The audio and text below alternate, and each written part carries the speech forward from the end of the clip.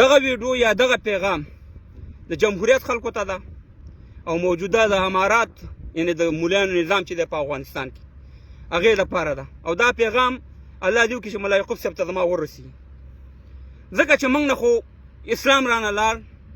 غیرت رانه لاړ افغانیت رانه لاړ پښتو رانه لاړه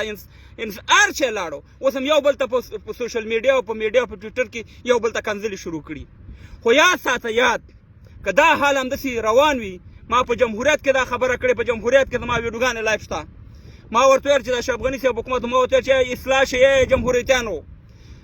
دا چغې مو واخلې چې ما تاجک هستم ما ازبک هستم ما هزاره هستم ما پښتون هستم تقسیم هستم والله چې د پډګیانو والا در باندې راولي او راله که نه پډګیانو والا راله که نه څه شو هغه جمهوریتیان څه شولو ورک شو د دنیا نه لاړه ورک شو او همداسې تاسې ته دا ویم که موجوده دغه نظام او دغه جمهوریتیان سره یو نشي که په تاسې باندې امریکایانو درېیمه ډله را نه وسه نو د باچا کاموال دا کلیپ دا ویډیو یاده ساتئ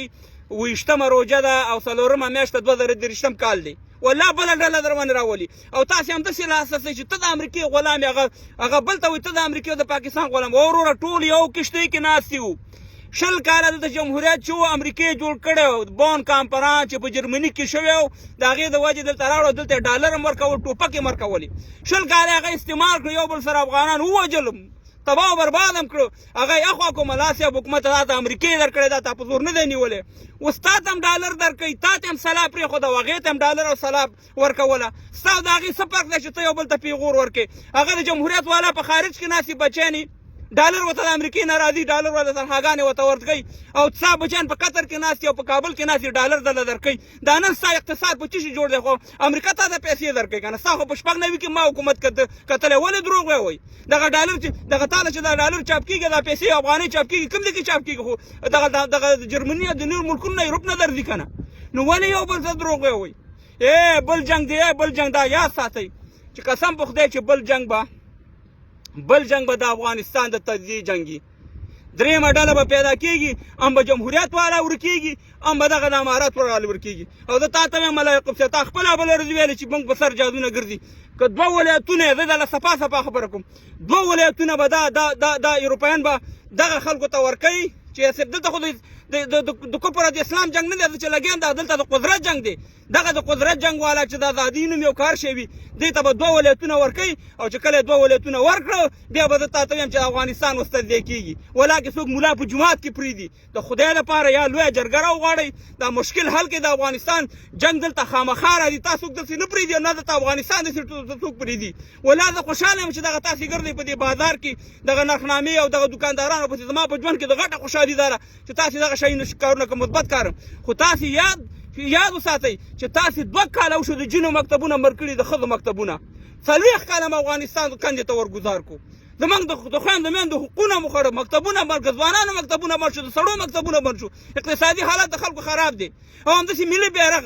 40 په طالبانو خبره تاسې منئ د 40 میلیونو افغانانو خبره تاسې نه منئ د هغې حقوق د خپلو لاندې کوئ یاد وساته یاد چې نه به والله کې طالبه ته پاتې شي نه والله کې جمهوریت والا ته پاتې شي که ځان هم اصلاح نه کړو او لویه جرګه هم راونغښته او دغه مشترکه پلانونه او د افغانستان هم جوړ نه کړو قسم په خدای دی چې ټولو به جنازه وځي او داسې مه وایه چې ته غلام یې او غلام یې ټوله یوه خبره ده صرف چل دسلی چې ملي اردو والا ته او عام طالب ته او عام ولس ته والله چې نور ټول امقه د وایټ هاوس نه ډالر راځي امقه وایټ هاوس کې بټنه لګېدلې ده چې کم یو راولي او کم یو پسې مهربانه لرې کړي د خدای په لحاظ باندې د افغانستان د یووالي ته کار وکړئ په خدای کې نو که دا د روژې 20مه روژه ده بس یې ستړي شو درته بس یې د دې اوښ نه هم راکوشه ملا صاحب یوازې په ملایانو دا حکومت نه کېږي او نه په ځان نه په جمهوریتیانو کېږي په خدای کې نو که داسې دسیسې درته روانې دي په خارج کې چې تاسې به وګورئ که 2 تیارې او 10,000 دغه پیدا شو ستاسې مقابل کې بیا تاسې حکومت ټینګ کوي ولا لکاو خلک به ستاسې مقابل کې په جنګ کې ودرېږي مه جوړوه د افغانستان جنګ ته بیا مه خرابوه د افغانستان جنګ